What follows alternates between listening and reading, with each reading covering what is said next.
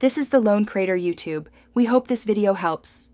You begin with the car parked and the ignition and accessory or ONSO screens are powered. First, open the infotainment or system settings. This is where location services live. You need to identify whether the GPS is part of a navigation app, a telematics module, or a connected phone. Make sure you know which. Once found, navigate to privacy or location settings. This first action isolates the source, so you can disable the correct module without affecting other systems. Now you move into the core steps.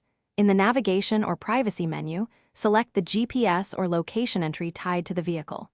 You should see toggles for system GPS, app access, and telematics data sharing. Turn off the system GPS first, then revoke app permissions to prevent background location use.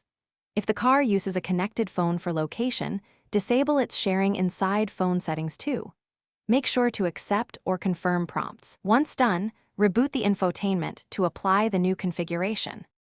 Finish by verifying the change. Open the map or navigation app and confirm no active location dot or route suggestions appear. If the GPS still reports location, disconnect any paired phones or disable Bluetooth and reassess. Sometimes the phone provides location, not the car. If the vehicle has a built-in telematics SIM or locked module that won't disable, try a system reset only after saving preferences. If problems persist, contact your dealer. Some modules require. Thanks for watching. Consider subscribing if we helped you.